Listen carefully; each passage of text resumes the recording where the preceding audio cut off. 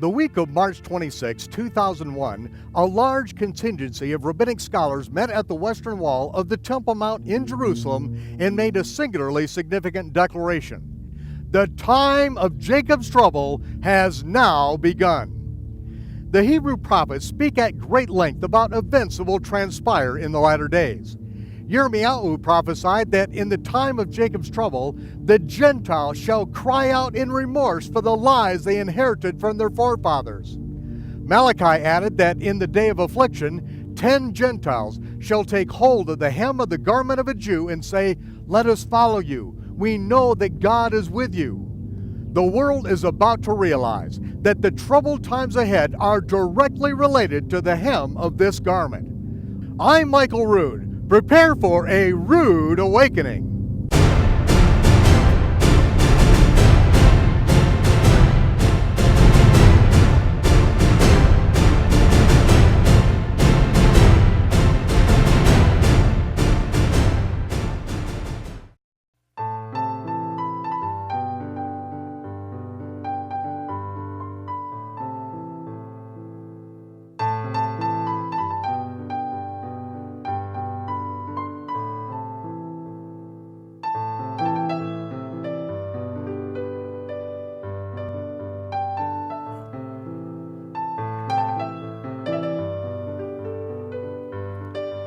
The Almighty called Abraham to come out of Babylon and cross over the Euphrates River, where his offspring would be given a parcel of land flowing with milk and honey, and a job to do. Abraham's descendants were to purge the land of every last vestige of pagan sun god worship. And then we were to be his priests to the entire earth, a nation of prophets who would make known the ways of the true God and call all nations to return to him. Israel was not obedient to the command to cleanse the land, but instead they adopted the practices of the heathen. For this rebellion, the 10 northern tribes of Israel were blinded and scattered among the heathen that they were emulating, until the time of their punishment would be fulfilled, just as was prophesied by Moses and Ezekiel. The southern tribes in Judea were taken into Babylon because of their disobedience and then scattered by Rome until they became a nation in one day, just as prophesied by Moses, Isaiah, and Jeremiah. That one day occurred May 15, 1948, when the modern state of Israel was born. The precursor to the beginning of the great trials that will come upon the earth is the prophesied return of Israel to their promised homeland. Jeremiah speaks of the day when Yahweh will bring Israel again into the land that he gave unto our fathers.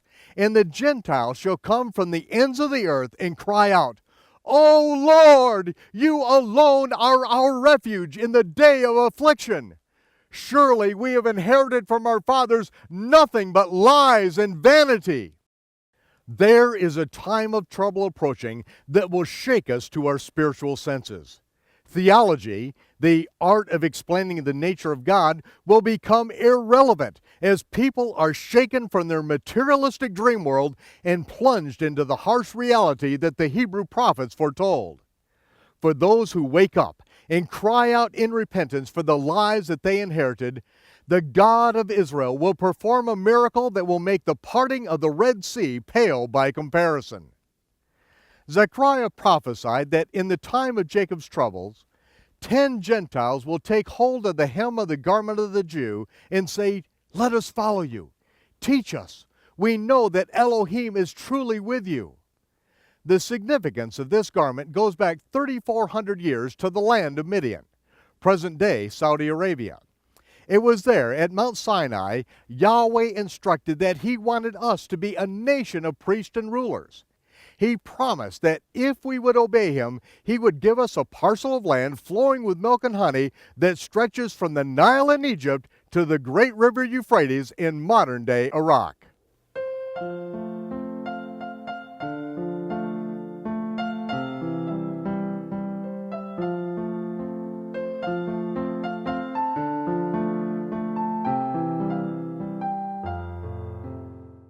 It is here, in the middle of all the trade routes of the world, we would be positioned as his prophets, his spokesman to the entire world.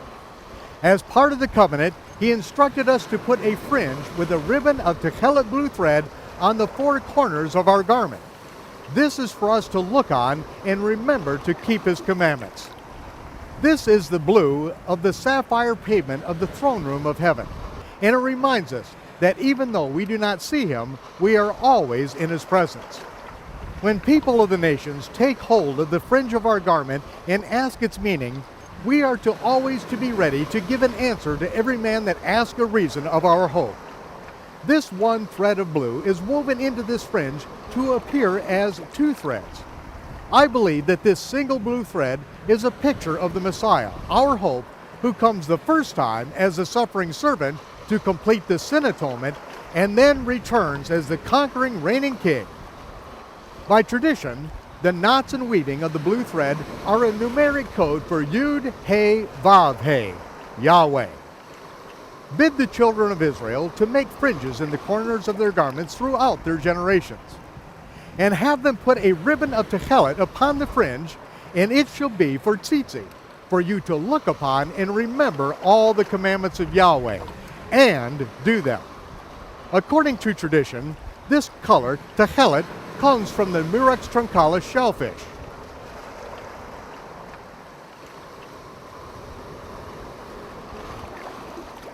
A very small amount of very valuable dye is extracted from this Mediterranean sea snail. When the snail shell is crushed in the sunlight, the ultraviolet rays cause the dye to turn beautiful blue. If the dye is extracted at night, it produces a deep purple. At the end of the Second Temple period, the Roman government controlled the market on this special dye, and it was only to be used to color the royal purple garments of Roman aristocracy. The Jews were forced to obtain the dye on the black market in order to fulfill the commandment of tying a techelet blue fringe on the corners of their tallit.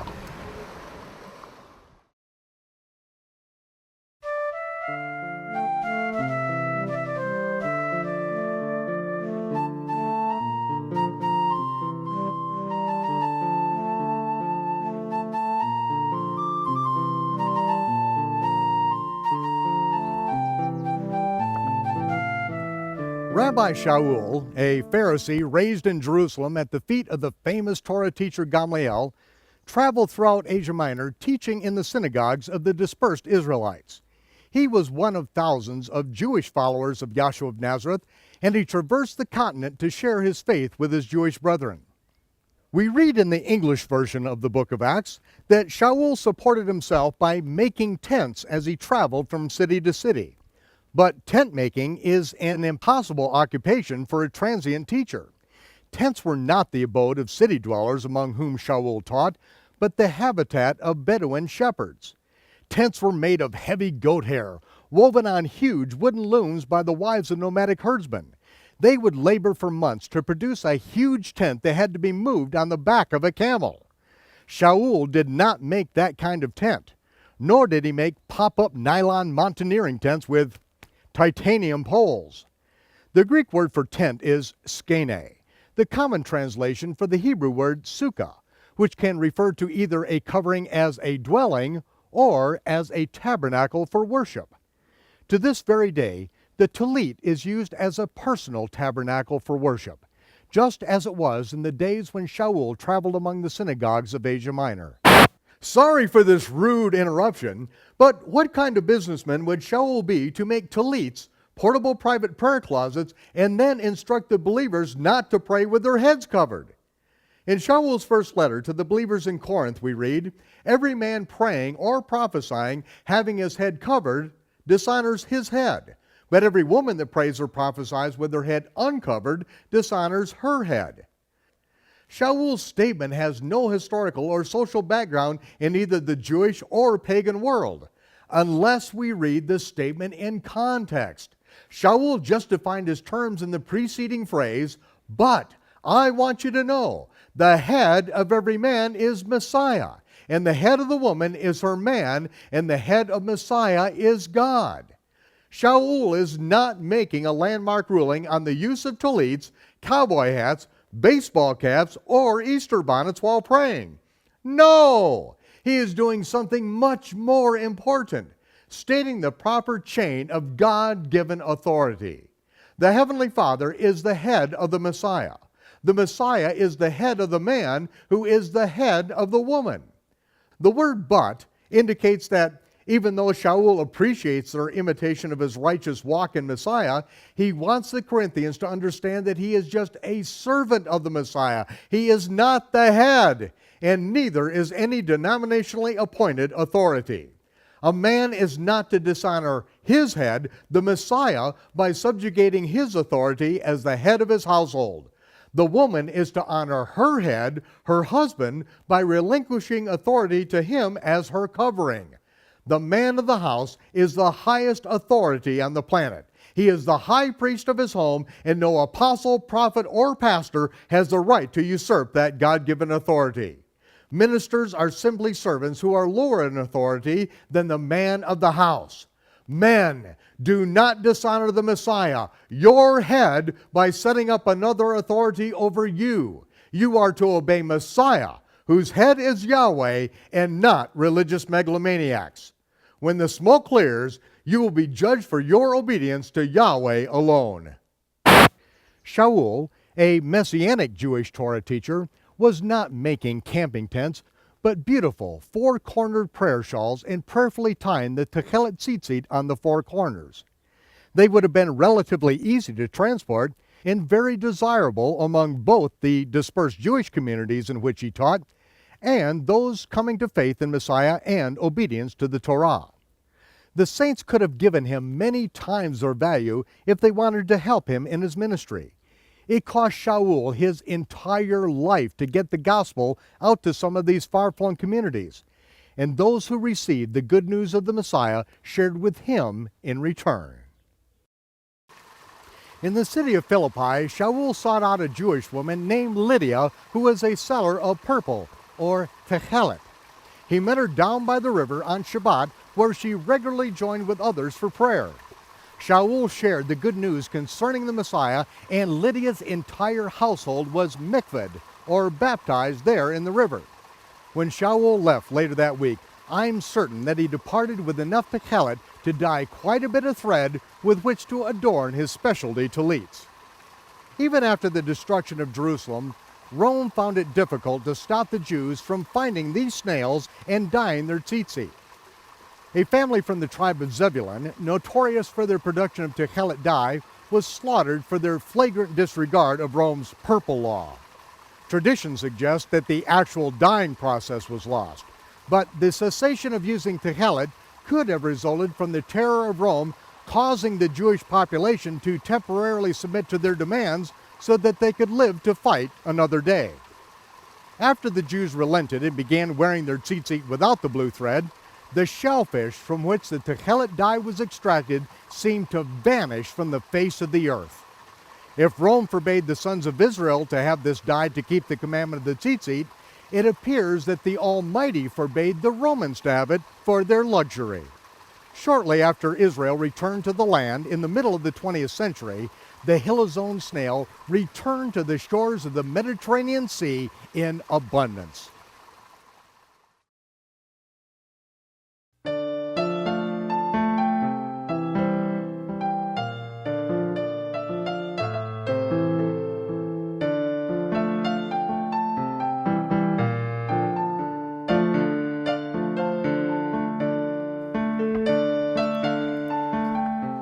The prophet Malachi wrote, "The Son of Righteousness will arise with healing in his wings."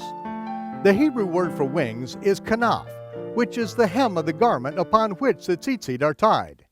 The Son of Righteousness was understood by the Jewish sages to refer to the Messiah, who would have the power to heal all who touch the tzitzit on his garment.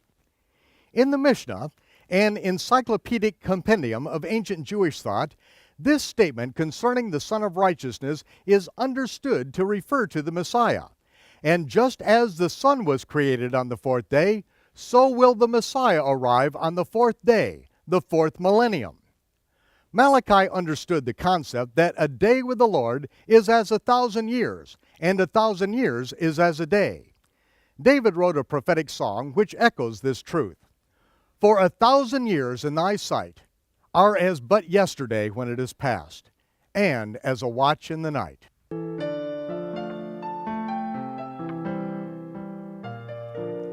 Shimon Kepha and Barnabas both verified this principle in their writings early in the 5th millennium from creation, the 1st century of the Common Era.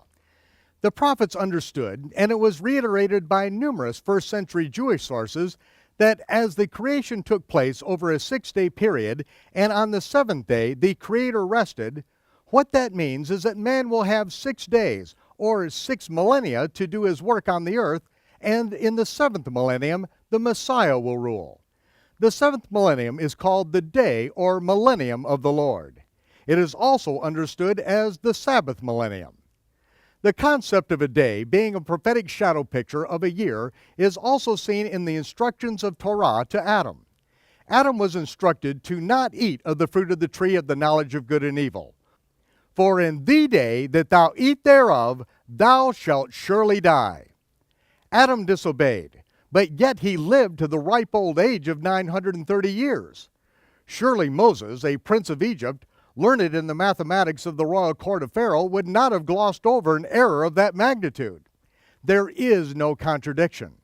Adam was created to live forever, and had he eaten of the tree of life, he would still be with us today. But Adam died in the 1st day, the 1st millennium of his life. No man would ever pass the 1,000-year mark. Methuselah came the closest, but he died in the year of the worldwide flood in the 969th year of his life.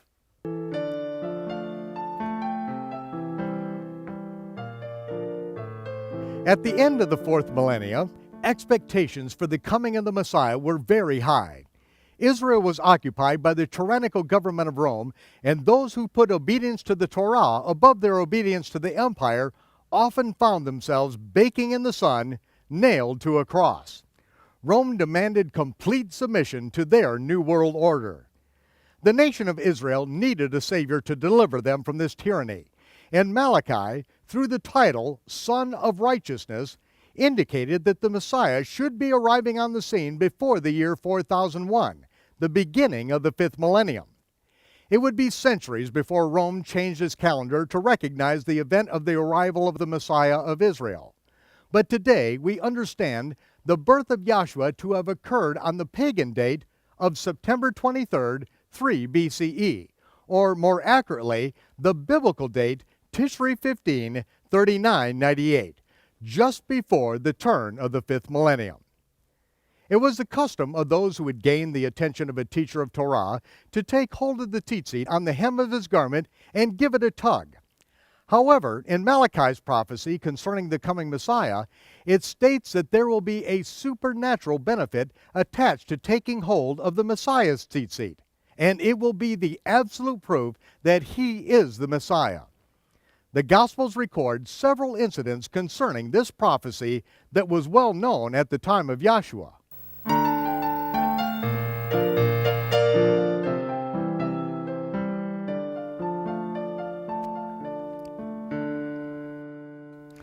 Outside a small village on the shore of the Galilee, a mother with several young children in tow walked a well-worn path to the edge of a ravine. The children arranged bread and fruit from their basket onto a flat rock and stepped back as their mother called out, "Ema, Ema, Mother!" A woman wearing a drab dress and a dusty head covering emerged from a cave in the valley below. The children smiled when she called out the names of her growing grandchildren and pretended to hug them from afar. All of their lives she had never been able to hold them in her arms.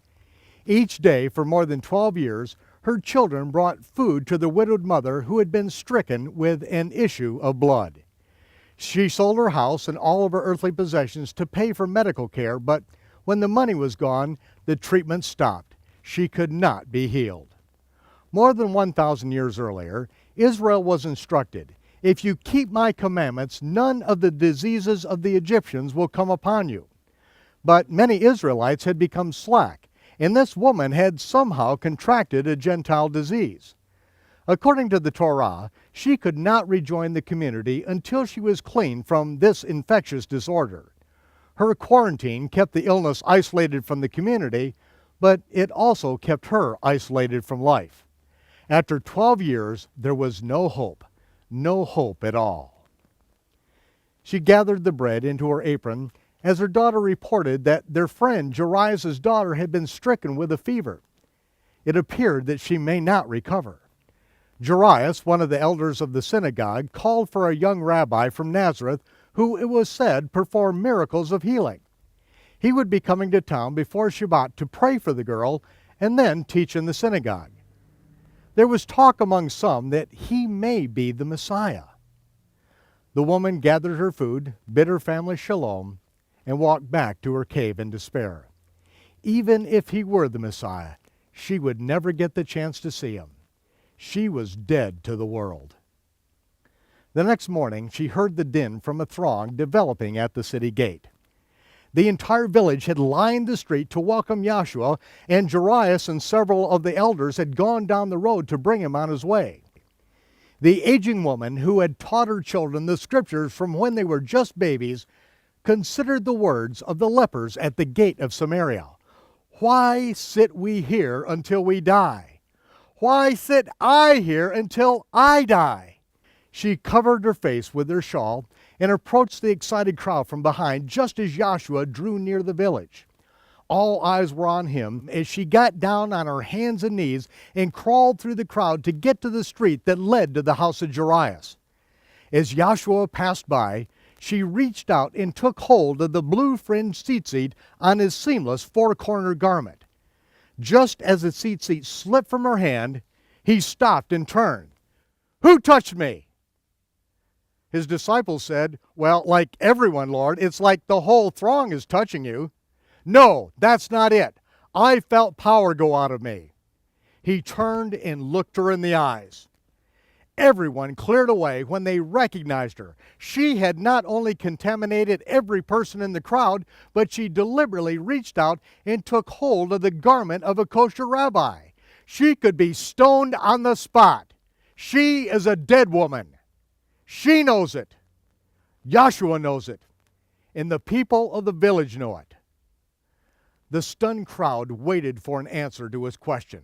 "Who touched me?" She could deny it right then and return to her cave. She looks into his eyes and knows that her life is in the balance, but she cannot deny that she had deliberately grabbed his tzitzit.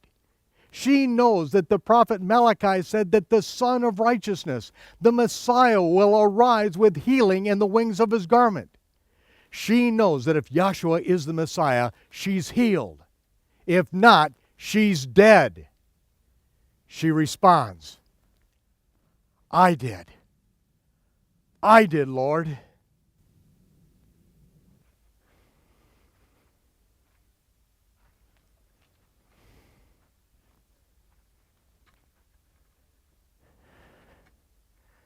The next minute is an eternity.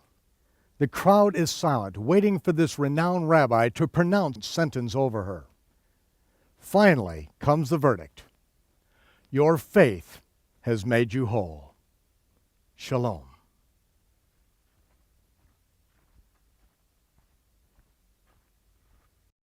The prophet Zechariah declared that in the last days, Gentiles from all nations will take hold of the hem of the garment of a Jew, asking for him to teach them.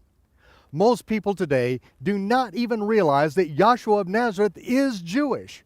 He was stripped of his national Jewish identity and dressed up in pagan garments centuries later by Gentiles who were far removed from the culture and issues of his day. In this series, we will take you back to the time when the common people loved Yahshua and the professional religious leaders grew to hate him. We will observe how he exposed the hypocrisy of those who manipulate others for their own advantage and how he set people free from the rules and regulations of man-made religion. Just as Solomon the Wise observed, there is nothing new under the sun. The Hebrew prophets and I invite you to take hold of the hem of his garment. Wrap his tzitzit tightly around your fist and hold on tight. This is going to be the ride of your life. Take hold. I'm Michael Rood, inviting you to join us again next time for A Rood Awakening. And I'll see you when the smoke clears.